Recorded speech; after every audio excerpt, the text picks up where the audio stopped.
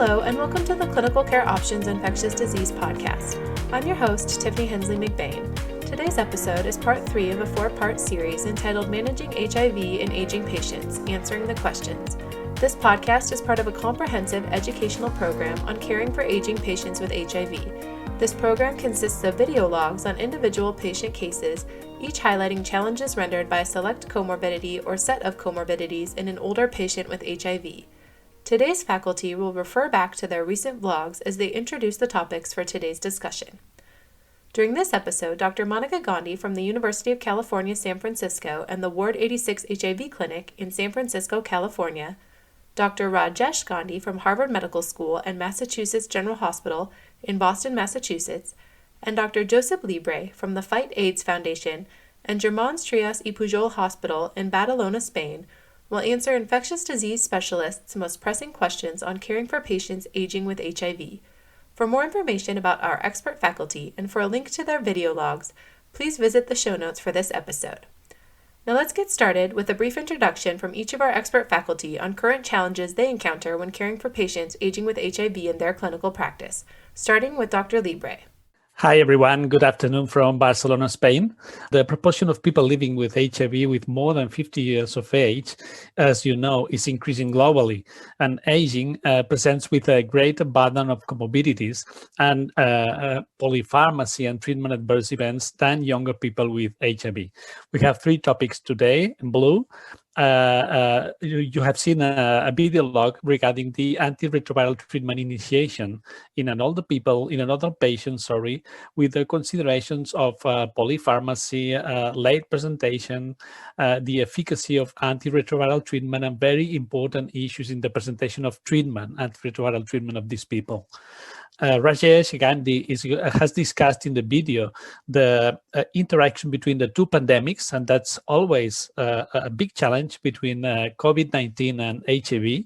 There are many questions regarding the indication of the vaccine, the interaction if people with HIV have a higher frequency of COVID-19 infection or a more severe clinical presentation, and what are the indications and troubles with the vaccine in all the HIV units. He's going to discuss this. And then it's a pleasure as well to have Monica Gandhi, who will discuss the primary care and care coordination of the global health in all the patients with HIV. That's a hot topic because there's always a discussion if the global health of these people has to be controlled in specialized hospital-based HIV units, or if they can be controlled in the primary care as the background population.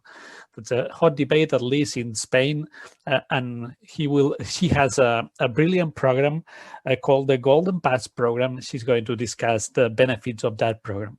Regarding my video log presentation, we analyzed, as you have seen, the late diagnosis and reasons for that, which rely basically in the low awareness of physicians to suspect an HIV infection in an older patient because it's uncommon. And it's very important for us to remember the questioning of sexual practices and the indicator diseases of potential HIV infection in our primary care physicians and emergency department. We also saw a lot of things regarding polypharmacy and drug-drug interactions and the potential impact of the aging on weight gain. We have highlighted here the efficacy of the antiretroviral treatment in older people, because as you know, in the guidelines, we have specific indications for specific diseases or situations or scenarios like tuberculosis, pregnancy, but we don't have special guideline in antiretroviral treatment with preferred regimens in older people. Obviously, we want to get rid of boosters, so if at all possible, we want to avoid ritonavir and covistat, and we want to choose the regimens with the lowest impact in lipids or glucose, because these people have a high cardiovascular risk. In this table, we have a compilation of the efficacy in people with more than 50 years with the preferred regimens in most guidelines, a double drug combination of dolutegravir and 3TC. the 3-drug combination of dolutegravir plus XTC plus tenofovir, the single tablet regimen of dolutegravir, abacavir, and 3TC, and as well the single drug regimen with bictegravir, FTC, and TAF. As you can see, at 1, 2, or even 3 years, there are no differences in biological efficacy in people with more than 50 years. More than 50 does not mean aging, and that's a big problem because the biological characteristics of aging start at 65 to 70 years, but we have a reduced number of people with more than 65 or 70 years. So then when we do the analysis, we usually cut at 50 years. That's a problem because most people have between 50 and 60 years, and they don't have the biological characteristics of aging. So we have to be careful with this analysis. But anyway, there are no differences in any of these regimens in people with more than 50 years. And now it goes to Rajesh. Great. It's a pleasure to be here with you today from Boston. I'm going to be reflecting on a video log that I recorded recently looking at whether HIV is a risk factor for worse COVID-19 outcomes, topic of great interest to our patients and to all of us who take care of people with HIV. So just starting at the beginning, why might HIV worsen outcomes? We know that immunodeficiency is a risk factor for worse outcomes from other respiratory viruses. Think about influenza. People who have immunodeficiency with HIV are at risk for worse influenza outcomes. We also know that there are data from organ transplant patients and people who are heavily immunosuppressed that SARS-CoV-2 replication can last longer. The CDC recognizes organ transplant, for example, as a known risk factor for severe COVID outcomes. So it's possible that the immunodeficiency of HIV could predispose. Immune dysregulation is another related concept. We know, of course, from a long experience and a substantial literature that people with HIV have persistent inflammation. That's particularly true in people who have a low nadir CD4 count. It's particularly true in people who have incomplete CD4 reconstitution. And it's also seemingly true in people who have a low CD4 to CD8 ratio while on ART. Because COVID is, at least in its severe stages, also an inflammatory disease, there's reasons to at least wonder if the residual inflammation in people with HIV might affect outcomes. A second conceptual reason why people with HIV may have worse outcomes is comorbidities. There are very good data reviewed in the video log and elsewhere that people with HIV have substantial comorbidities, particularly as they age, and we'll talk about some of those comorbidities during this session, but many of those comorbidities also confer risk for COVID, severe COVID outcomes.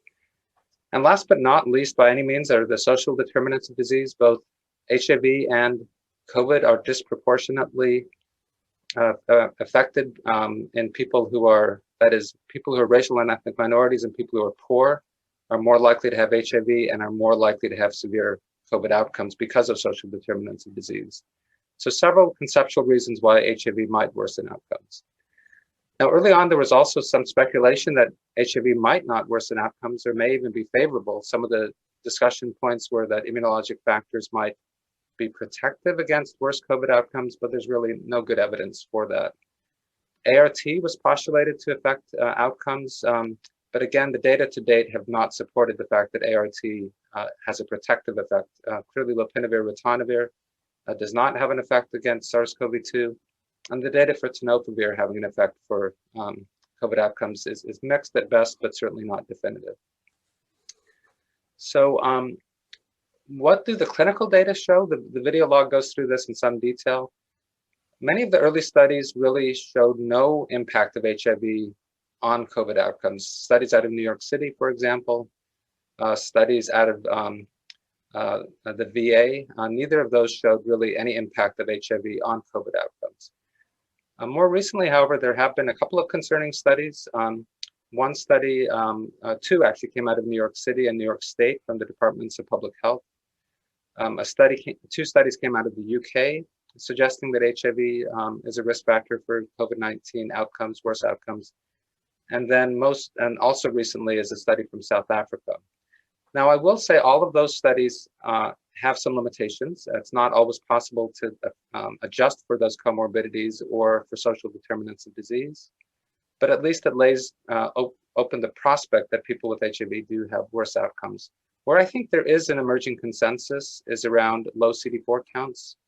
A study out of University of Missouri and then some studies out of Europe have suggested that people with low CD4 counts and HIV appear to have worse outcomes. So where are we right now? The CDC considers HIV in the category of may affect COVID outcomes. That is, people with HIV might have worse outcomes. And so I think there's that's kind of the state of where we are now.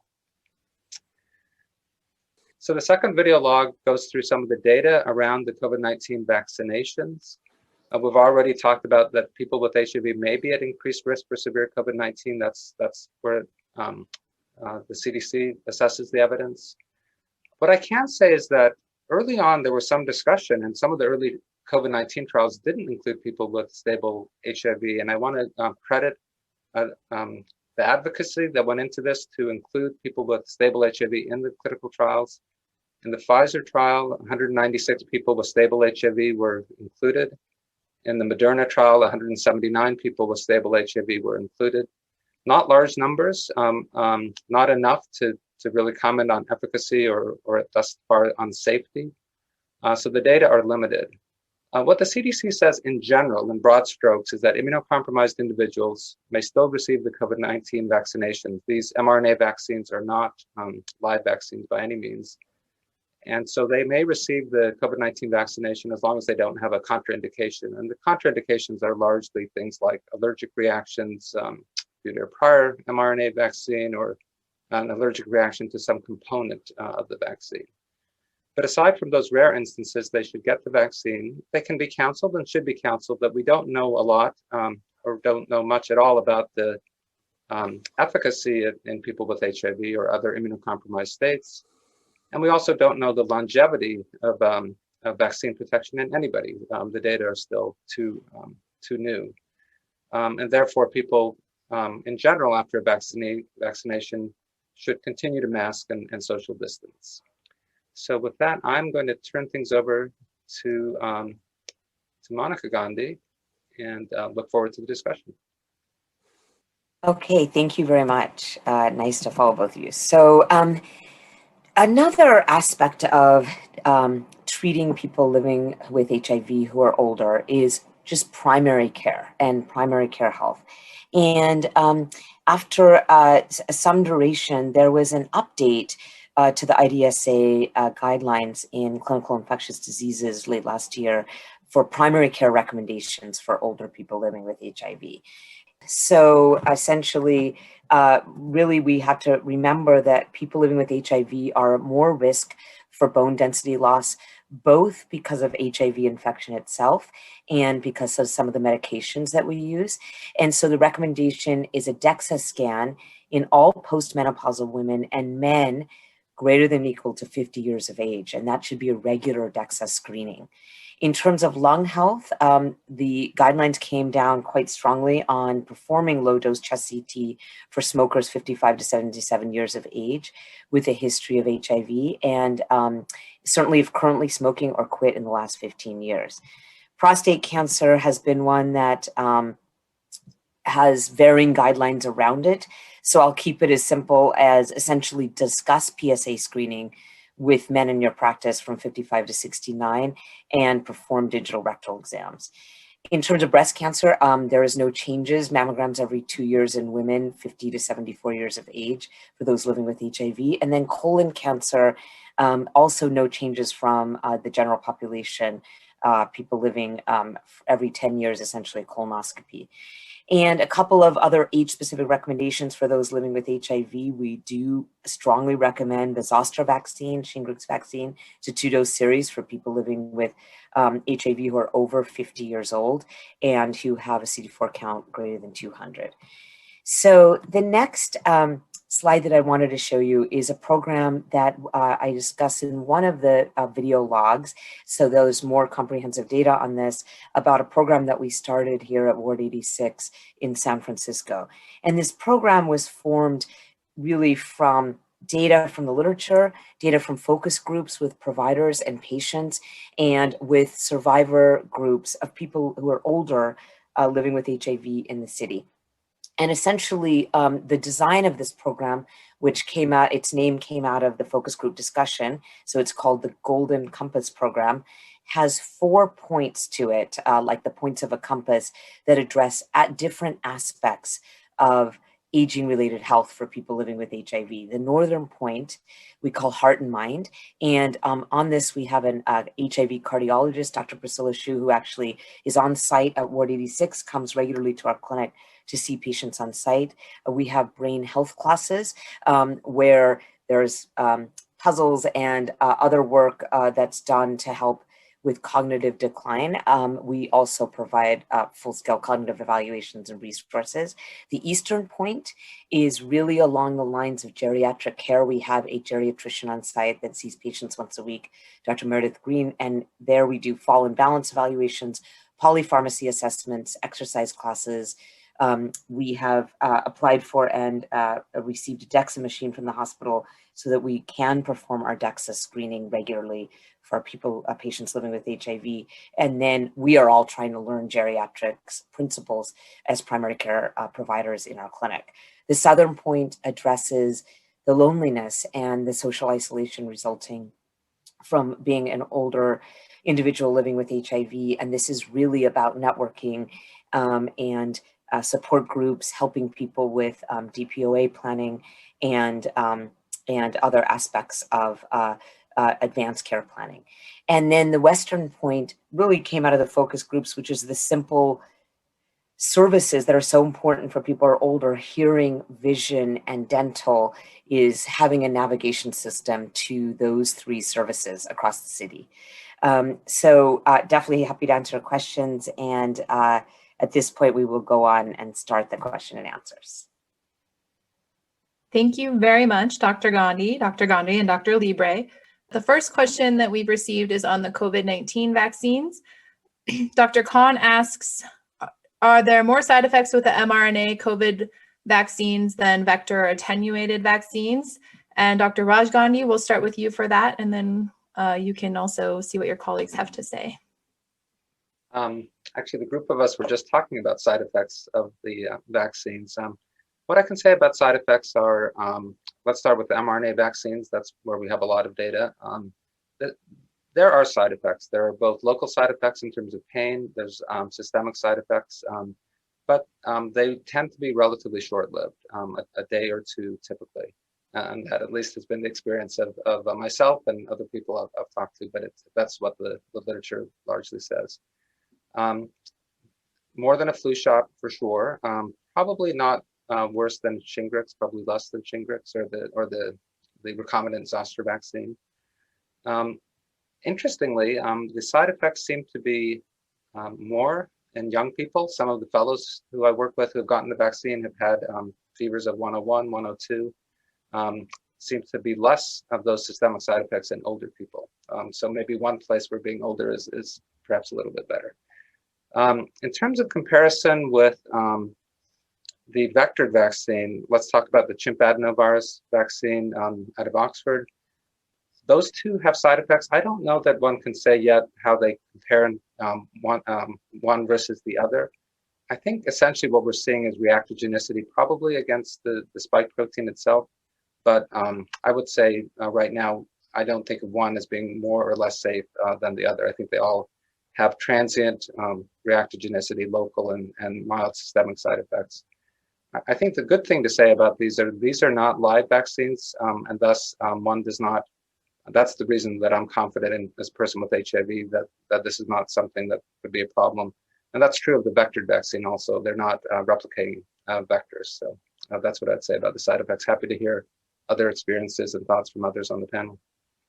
I would just add that the only vaccines that are contraindicated in immunocompromised patients are live attenuated vaccines. So no one of the vaccines that are available now or coming are contraindicated in HIV patients. So that's a common question every day. And they can be vaccinated as the normal population. It's quite likely that people with very low CD4 cell counts have a less than optimal vaccine response. But anyway, they can receive safely the vaccines. And I would just stress one thing, because this also often comes up when the question of injection, quote, of genetic material comes into the body, which is really the mRNA vaccines are a piece of mRNA with this lipid bilayer. The mRNA itself is translated into proteins by your own body, and then it degrades very quickly. It does not stay in your body. It does not cross over in any way to any of your genetic material. And I think it's very important for us to keep on reassuring our patients that that there is no predicted long-term harm at all from injecting mRNA into a human body that will go away very quickly. Okay, thank you. So we'll probably come back to COVID vaccine questions again, but I want to touch on some of these other questions that people are asking. This question was asked in pre-registration and also just now by Stephen.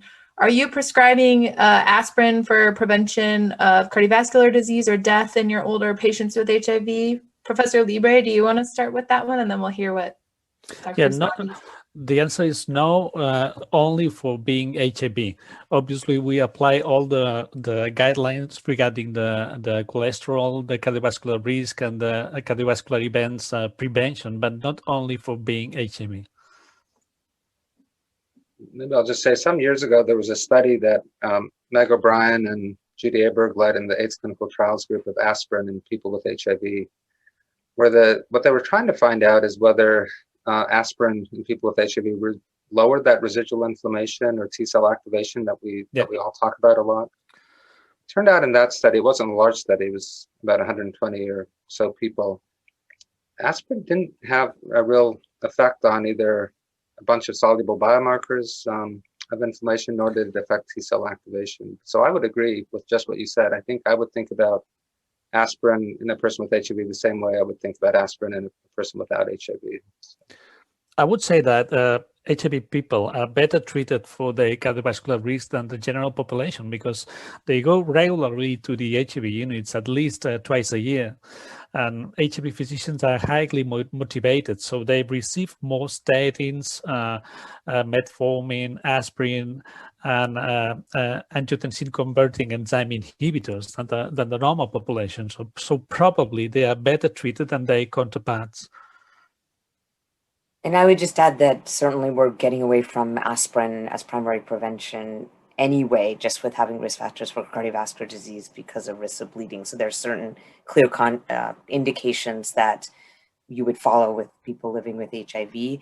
And like you said, the best thing we can do is control hypertension, diabetes, smoking, and other risk factors besides adding aspirin. And so we'll wait for the REPRIEVE study results about primary prevention with statins, but I think that aspirin should follow regular guidelines.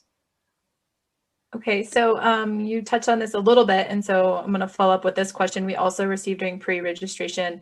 What are the studies to show that statin is beneficial? And so how are you using those in your practice? Dr. Monica Gandhi, do you want to start with that one? We are actually waiting for the question of primary prophylaxis, essentially with people living with HIV, to use pitavastatin in the REPRIEVE trial, which is a very large multi-site trial. So beyond those results, which will be exciting and huge and make a big difference, we don't have those results yet. So at this point, statin indications, again, are purely based on your cardiovascular risk factors as if you're in the general population. Okay, so we have a question on are older persons living with HIV overrepresented among those with HIV that are admitted to your hospital wards for any reason? So Professor Llibre, can you speak to that?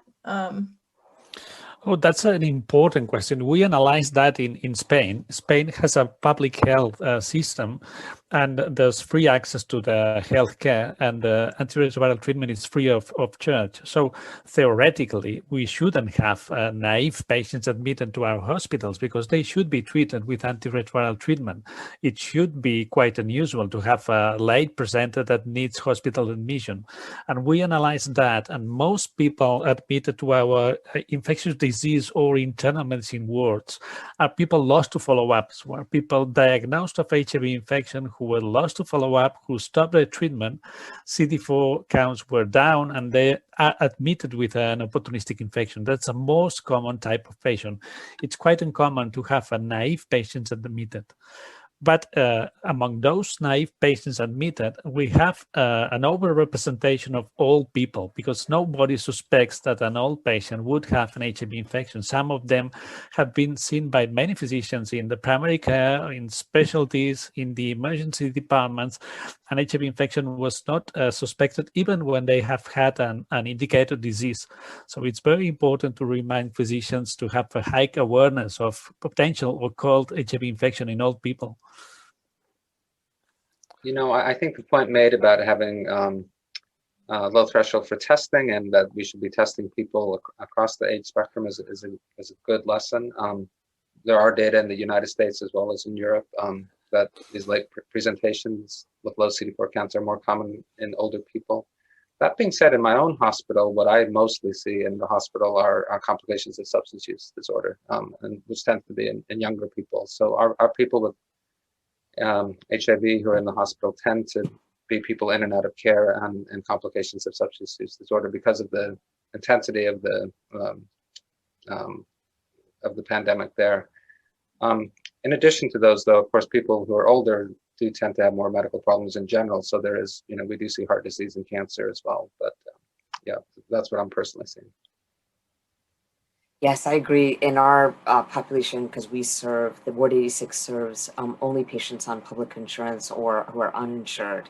It is the overlapping syndemics of mental illness, substance use, housing insecurity, which is a really big problem in a city that is struggling with its homeless problem, San Francisco, and food insecurity. All of those four together are what drive non-adherence to HIV medications, and then drive ultimately poor outcomes and opportunistic infections. So we didn't mention this, but might as well say it now. So cabotegravir, rilpivirine intramuscular injection was just approved by the FDA in this country on January 21st. Given every 4 weeks as the indication by the FDA, hopefully that'll lengthen, and we're hopeful actually that injectable HIV medications in that particular population, those with housing insecurity, those with mental illness, those with substance use, especially if we can go by the Atlas 2M study and give it every 8 weeks, is going to change the equation for people who cannot take daily medications for all those complicated reasons. So actually we're looking at our poorly adherent patients in our particular clinic as the main group in which we're going to be thinking creatively about using intramuscular HIV medications. Actually, in the US, you are one step ahead, because you have the opt-out legislation that allows physicians to order HIV tests. But it looks like the rates of HIV tests continue to be low in primary care. Don't know what's your opinion on this. You know, actually, it's state dependent. The CDC has been pushing routine testing for HIV and opt-out testing since 1996. We are really, really late in terms of that this should not be something that you need to sign a consent for. However, actually, it is state dependent in the United States, just like everything is, which has really made things confusing during the COVID-19 pandemic. So in California, we actually have a law that does require, unfortunately, we can't use the general consent for medical care. When someone presents to primary care, urgent care, or the ER, there's an extra consent required, and that is a California peculiarity. So we haven't taken advantage of how opt-out testing should be for HIV. Yeah, I thought Massachusetts was one of the last states to do away with written consent for HIV testing, but it sounds like that's not true. They did do away with that, and that has helped to some degree. You still have to document, meaning you have to do a verbal consent and indicate that you've done so, but it's not requiring a patient signature anymore. So, which is good. Yeah. Thank you. So Octavio asks a really interesting question. She asks, what kind of complications are you seeing as a result of COVID social isolation? Are you seeing increases in metabolic complications, due to weight gain or high blood pressure or lipids. What do you think the effects of social isolation due to the COVID pandemic will be on older patients with HIV? Professor Llibre, do you want to start with that one? I would say that in my country, not much, because we see people twice a year. They are afraid of going to the hospital because they are afraid of getting COVID in the hospital. The people believe that hospitals are a source of HIV infection, so they prefer not to go to hospital. And we have spaced the visits, but people are highly adherent to the treatment. So we haven't seen actually in HIV infected people many changes. We do obviously telemedicine, phone medicine, or any kind of medicine. We send the medication to the homes and we try to manage this, but it has been an impact in pre-exposure prophylaxis. That's true. The rates of pre-exposure prophylaxis have dropped down because people do not go every 3 months to the checkouts.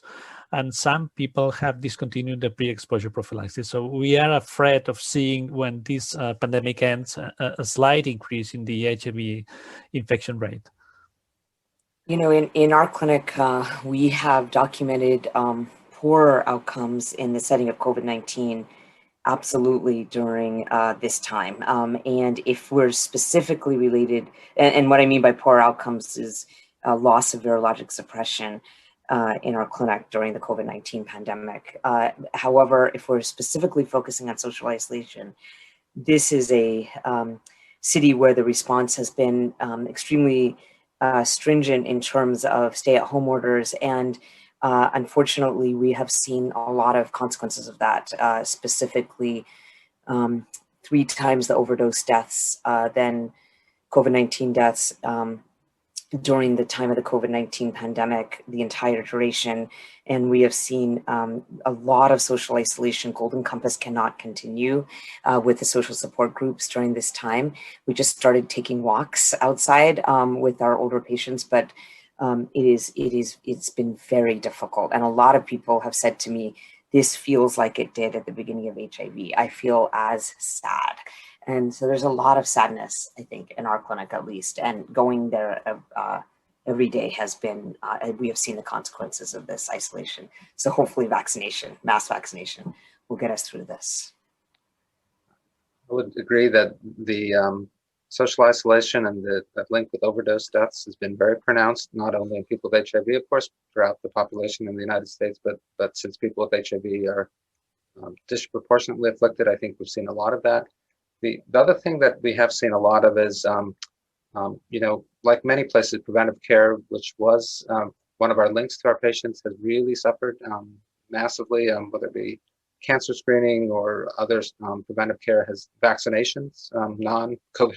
We'll see where COVID vaccinations go, but non-COVID vaccinations have really fallen off. So there are a lot of collateral effects for sure of COVID in the United States, in part, I think, because of the response, but there are those collateral effects. And PrEP, I would totally agree with you. That's the same experience that was reported at the AIDS 2020 meeting, really massive decreases in PrEP usage, particularly among the young and among racial and ethnic minorities and among those who don't have good insurance, the 3 greatest vulnerabilities here. So.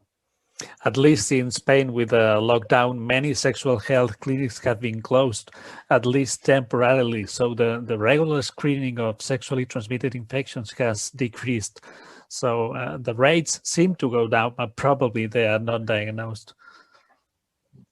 Yes, I mean, yesterday, the HIV-R4P conference, which is ongoing at this time, reported in South Africa that PrEP among young women and adolescent girls and young women is massively down in the context of this pandemic. And then just to mention the STDs, I think there is going to be data upcoming from CROI about, it's not that STDs aren't occurring. That's exactly right.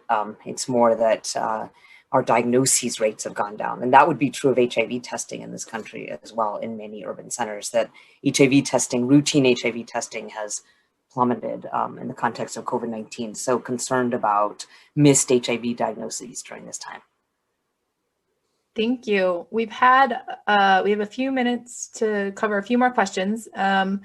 Malswari asks, do you use the ASCVD risk assessment from the AHA or a different algorithm to assess cardiovascular risk in your patients? Dr. Raj Gandhi, do you want to start with that one? Yeah, we've generally been using the ASCVD. We sometimes round up in terms of thinking that HIV has an independent effect, but we'll see the results of REPRIEVE. But that's been our benchmark in terms of when we do, for clinical purposes, start a statin. Somewhere between 7.5% to 10% is when we start talking about lifestyle changes, and if that doesn't have an effect, usually thinking about starting a statin using the ASCVD. So we've had a few more questions on the COVID vaccine. I think we have time for a couple more. If a person has had COVID, when should they receive a COVID vaccine? Dr. Raj Gandhi, do you want to start with that one? Sure. I mean, I would say the following. I think during their symptomatic COVID and during the time they're in isolation, obviously you're not going to vaccinate them during that time. After that time, it's probably safe and fine to vaccinate them. Reinfections, we know, are rare during the first 90 days or so after COVID infection. So I don't think you have to, they can walk, not run to get their COVID vaccine. That is, during those first 90 days, they're probably okay. And there's some discussion as to whether, if they desire to wait 90 days, I think that's fine to do. I don't think there are particular clinical risk on an individual basis. But the hard stop would be if they're still symptomatic, still recovering, if they're still isolating, don't expose your vaccinators to during that first couple of weeks, 10 days or so. It is amazing because with some of these vaccines, the immune induced with the vaccine is better than the immunity induced by the natural infection. So even if you have passed a COVID, you should receive the vaccine. Yeah. That's an important point to say. I would agree with that. So that's all we have time for today. Thank you very much, Dr. Gandhi, and Dr. Llibre, and thanks to our listeners for joining us. If you would like to view the short video logs on specific patient cases recorded by these expert faculty, visit the Clinical Care Options website by clicking on the link in the show notes. Please be sure to check back regularly for more episodes on important infectious disease topics. Thanks!